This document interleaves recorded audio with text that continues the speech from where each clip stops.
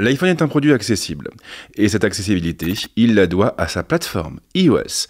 Elle est logique, bien conçue, et elle a le mérite de proposer une lecture claire de chaque fonction, de chaque réglage. Oui, iOS est une chouette plateforme, mais elle le sera encore plus une fois que vous l'aurez configuré correctement. Et voici justement plus de 25 réglages que vous devez impérativement modifier sur votre iPhone.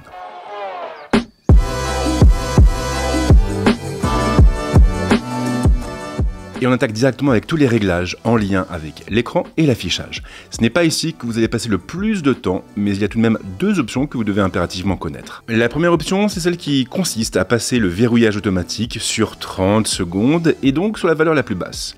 Elle est normalement définie par défaut, mais une vérification s'impose.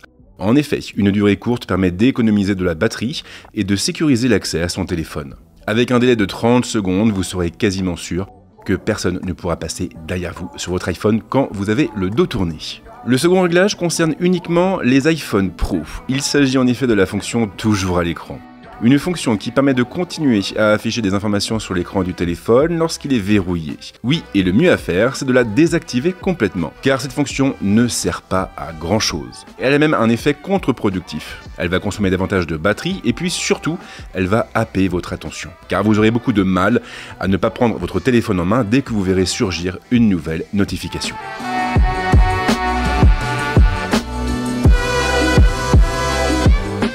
Passons maintenant au réglage relatif à la batterie. Ici encore, il n'y a pas grand chose à faire, mais vous avez tout de même deux réglages qui sont hyper importants. Le premier, c'est l'activation de l'affichage du pourcentage de la batterie. Par défaut, il n'est pas affiché, et le pictogramme ne suffit pas pour se repérer. En activant cette fonction, vous connaîtrez donc plus précisément l'état de votre batterie. Et bien sûr, ce n'est pas non plus une raison pour avoir les yeux constamment rivés dessus. Maintenant, ça aide pas mal quand on doit partir sur un événement, par exemple, et qu'on veut s'assurer d'avoir assez de batterie jusqu'au soir. La seconde option est la plus importante. Elle se trouve dans le menu En charge et elle va vous permettre de configurer un seuil de charge maximal. Quoi que vous fassiez, ne le laissez surtout pas sur 100%. Pour la valeur, tout dépend de vous et de vos besoins. Personnellement, je règle ce seuil sur 80% quand je suis chez moi. Mais quand je suis en déplacement, je la remonte sur 95%. Ça me permet d'avoir un petit peu plus d'autonomie et même chose, d'être sûr de pouvoir tenir toute une journée sans aucun problème.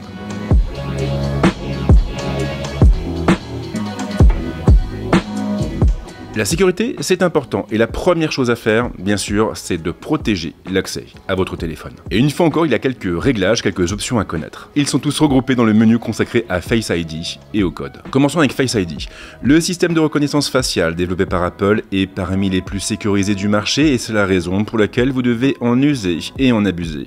Je vous conseille ainsi d'activer Face ID pour tout, et plus précisément pour le déverrouillage de l'iPhone, pour iTunes et l'App Store, pour les paiements, pour pré-remplir les mots de passe, et pour le maximum d'applications possibles. Vraiment, allez-y à fond. Mais ce n'est pas tout. Pour augmenter encore la sécurité, vous devez aussi activer l'option « Exiger l'attention » pour Face ID. Cette option est hyper importante, grâce à elle, Face ID ne pourra plus fonctionner quand vous avez les yeux fermés. Je vous conseille également d'activer la protection en cas de vol de l'appareil. Elle s'assurera que votre iPhone reste protégé même si le voleur connaît votre code. Et c'est une fonction vraiment brillante. Une fois activée, l'iPhone imposera l'utilisation de Face ID, de la reconnaissance faciale pour toutes les opérations sensibles. Ça vaut pour les paiements, mais aussi pour la modification du code. Et en prime, des délais de sécurité seront mis en place pour éviter que vous vous fassiez avoir. D'ailleurs, vous pouvez même étendre cette protection à tous les lieux, y compris les lieux connus, comme votre domicile ou votre bureau. Et pour ma part, je me suis limité aux lieux inconnus. Si vous le souhaitez, vous pouvez aussi activer l'identification avec votre Apple Watch, ce qui est très pratique lorsqu'on a le visage couvert. Genre si vous portez souvent un casque, ou même pourquoi pas un Vision Pro. La dernière option à activer se trouve tout en bas. Elle s'intitule « Effacer les données » et elle effacera automatiquement le contenu de votre iPhone après 10 tentatives d'identification ratées. Et ça pour moi c'est juste indispensable. L'iPhone, le smartphone, se trouve au centre de notre vie numérique et imaginez ce que pourrait faire une personne mal intentionnée avec un accès direct à tous vos comptes et à toutes vos données.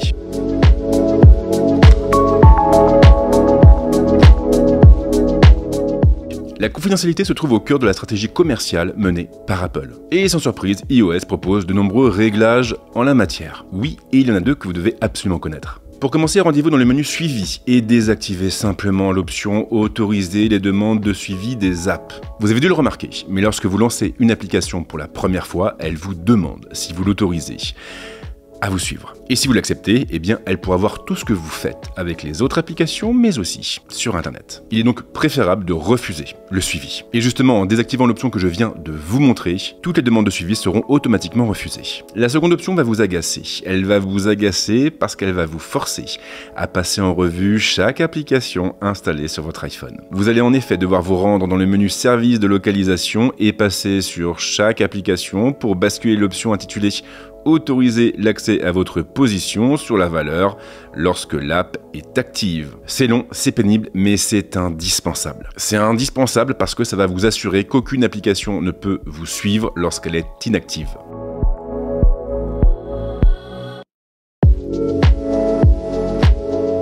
La confidentialité n'est pas la seule force d'Apple. La marque a aussi beaucoup misé sur l'accessibilité. Et elle propose ainsi plein de fonctions tournées vers les personnes en situation de handicap. Oui, et certaines de ces fonctions peuvent aussi améliorer votre expérience utilisateur. Comme le temps de pause de Siri par exemple. Par défaut, Siri a un temps d'écoute limité.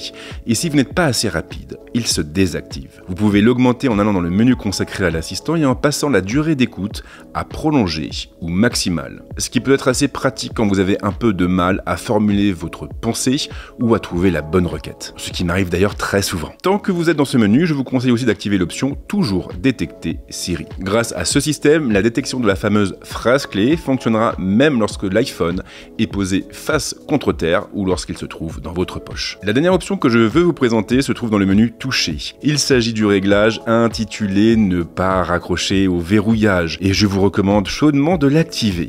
Il vous évitera de raccrocher par inadvertance lorsque vous appuyez sur le bouton de mise sous tension de l'iPhone. Et si vous saviez le nombre de fois que j'ai raccroché par erreur comme ça, eh bien vous seriez sans doute très surpris.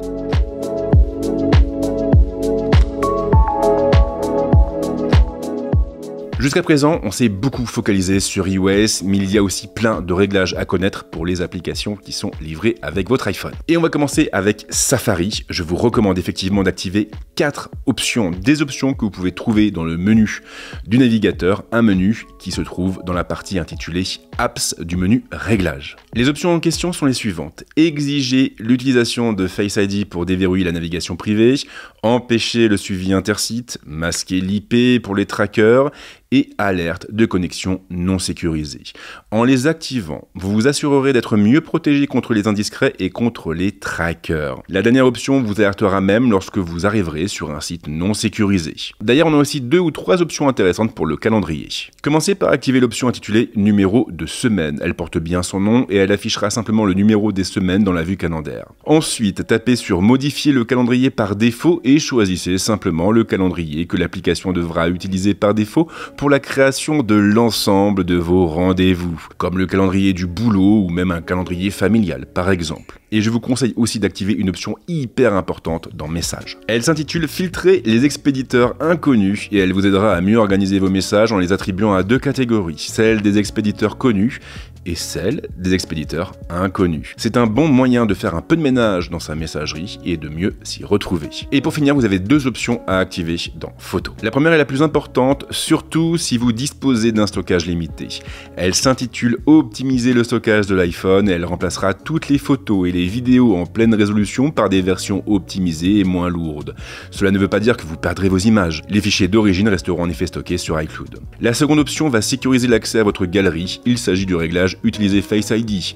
Une fois activé, l'iPhone demandera de vous identifier avec Face ID pour accéder aux albums masqués et aux photos supprimées récemment. Voilà pour les 25 réglages que je vous conseille de changer sur votre iPhone si ce n'est pas déjà fait. Il y en a beaucoup d'autres bien sûr, mais ceux-là sont très importants et je vous recommande donc de ne pas faire l'impasse dessus. Ils amélioreront votre sécurité et la confidentialité de vos données, mais aussi l'expérience utilisateur de la plateforme. Et comme à chaque fois, si vous en connaissez d'autres, les commentaires sont là pour ça. Et si vous aimez mon contenu, n'hésitez surtout pas à le partager et même à vous abonner à la chaîne. Merci en tout cas de m'avoir suivi jusque-là. Ciao!